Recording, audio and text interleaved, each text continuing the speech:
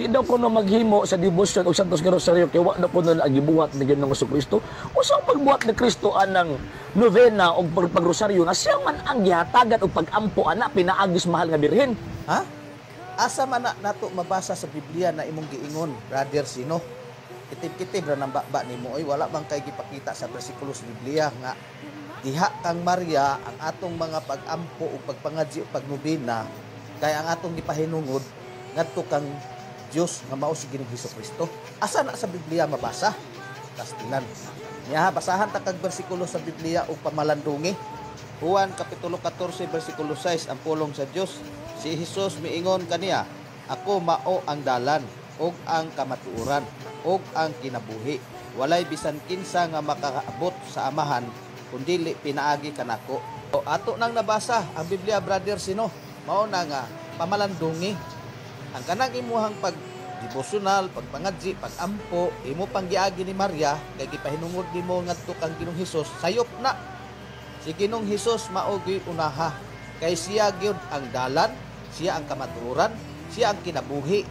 Kay dili pinaagi niya, di ka makaadto sa Dios Amahan sa langit.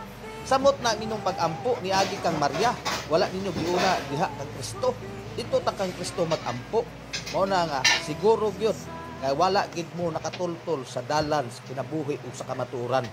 Dili gid mo makaadto sa Amahan tungod anang Maria ninyo. Pagkabangag na lang yun mo ang mga tawana. Unsay bangag? Ikaw mo'y bangag kay wala di mo gibase sa Biblia ang imong gisulti. Mao na nga klaruhan sad na imong isulti, imong pamulong ba? Diyos nun ba? Pangkristohanon ba? Naghatag og reaksyon kini nga tong higala nga bangag. Ano makaingon man kog tawag ining bangag kay siya naman po naigo atong iyang gipamulong nga mamahimo daw lamas labaw pang bangag tungod sa hinungdan pag magtudlo daw, magsulti nga dili daw gibase sa Biblia. Amot usa ka ng sitas no? Usa ka ng kapitulo, usa ka ng bersikulo, basta motudlo kag pagtulunan doktrina kinahanglan ibasig yun lamang sa Biblia. Usa ka ng sitas. Unya wa pud siya gihatag ng sitas ana. Kung kabantay mo sa tibok presentation niya for not less than 2 minutes, wala tay madungog nga kining atong amigo naghatag og basihan na kinahanglan mabasag yun sa Biblia letra por letra ang maong gitawag og pagtulunan basta motudlo ka. Wala sa Biblia. So mga gyud ining maong gitawag og mga tawana. So ato ang tubagon ning iyahang gitawag og punto. First point niya, iyahang ginigar nga dili kuno tawag ining tama nga maghimo tag debosyon sa mahal nga Birheng Maria kasi actually mao man ang ato ang pagtong Katoliko si Kristo magyud ang sentro. Sa tanang mga pag-ampos, tanang mga prayers, even ang devotion sa mga santos, particularly sa mahal nga Birheng Maria, ang sentro si Kristo. Mabitaw kung imuhang bantayan ang novenhan, imuhang bantayan ang tawag ining Santos nga Rosaryo, naagyud na kanunay si Ginoong Jesucristo. Ngano man kay di man tasupak atong giingon niya St. John chapter 14 verse 6. Ngayon si Kristo, I am the way, the truth and the life. Ngano man kasi Kristo man ang tawag ining natural cause of mediation. Siya man ang gitawag og natural savior ba. Kung baga mo nang kinahanglan sa tanang pag-ampo ang sentro si Kristo, even ang nobinahan, even ang devotion o veneration para dito sa mga santos. Kaya di man na sila mahimong mga santos kung wala ang Ginoong Jesucristo.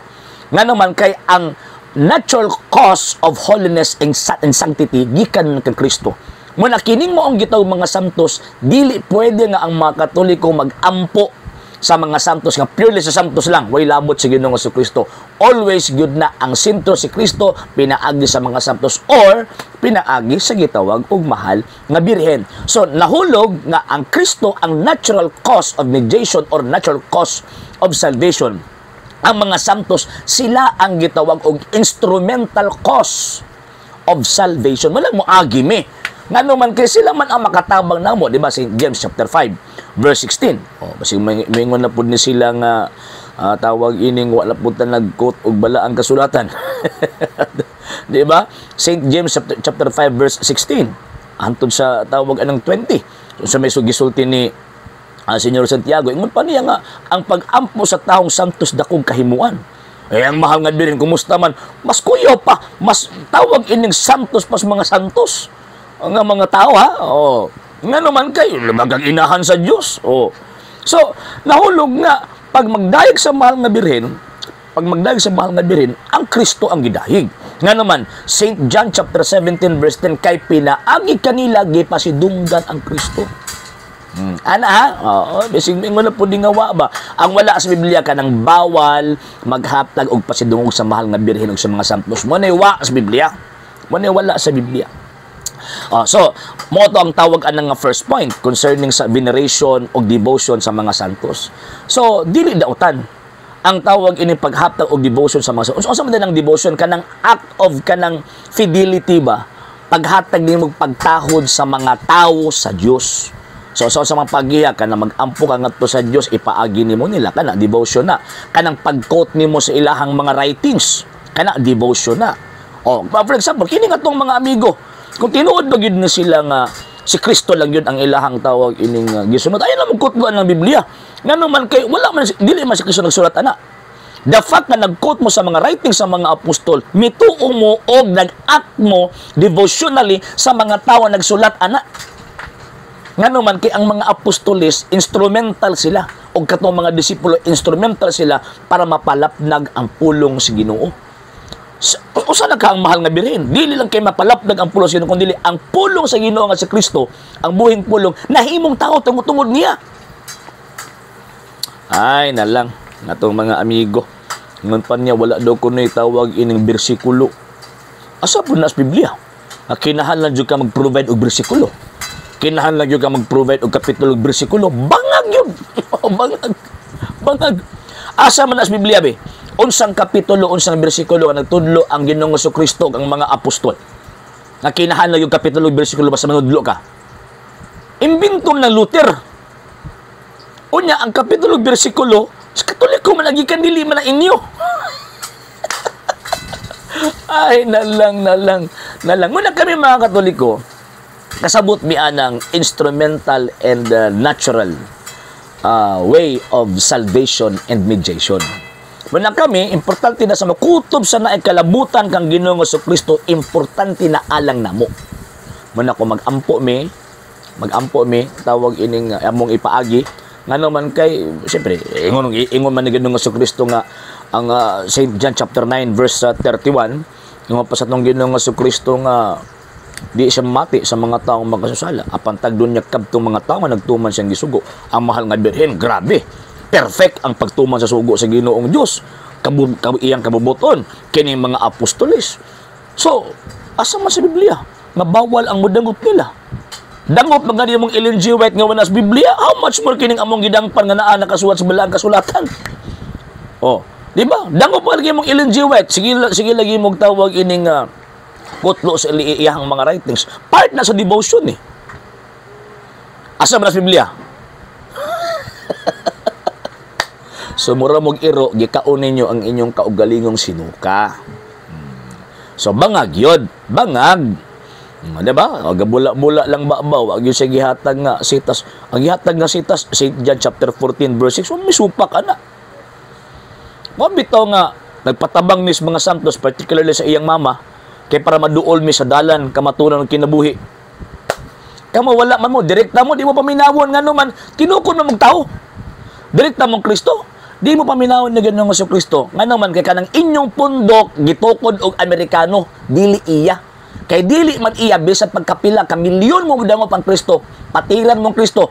Nga naman, kay, ang kanang inyong pundok, nagigupitin siya man niya. Nakigtigi man niya. In what way? Si Kristo nagtukod og pundok, kamo pud gatukod pud mong inyo. Patiran yun mo. Muna kami, mapaubsanon mi kay giangkon man namo ang amo ang dako nga tawag ining kasaypanan. Mapaubsanon mi bidangop kang Ginoong Kristo pinaagi sa iyang mga higala, ilabi na ang iyang mama. Muna part na sa amo ang devotion. Devotion namo kang Ginoong Kristo gipaagi namo sa mahal nga birhen. Kabalo gyud ko nga ang Kristo dili makabalibad kung mama na niya ang mosulti. Okay?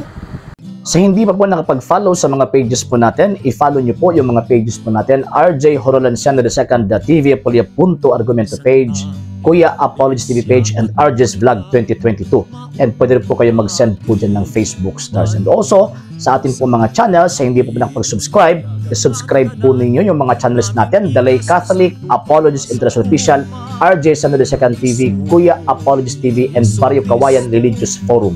And pwede rin po kayo mag-send po dyan ng super sticker, super chats, and super thanks. And maraming salamat po sa mga kapatid at mga Katoliko na ulis pong tumutulong sa programa po natin. Maraming salamat po. Nang dahil po sa tulong at suporta po ninyo, ang programa pong ito, until now, andito pa rin po sa social media. And until now din po, nangangailangan pa rin po tayo sa tulong at suporta po ninyo dahil wala po kami magagawa rito mga sir, mga ma'am, kung wala po yung tulong at suporta po ninyo. Sa gusto pong tumulong, sa gusto pong sumuporta, pwede po ninyong ipadala ang tulong at suporta po ninyo sa pamamagitan po ng ating mga account numbers dyan po sa ating pong screen.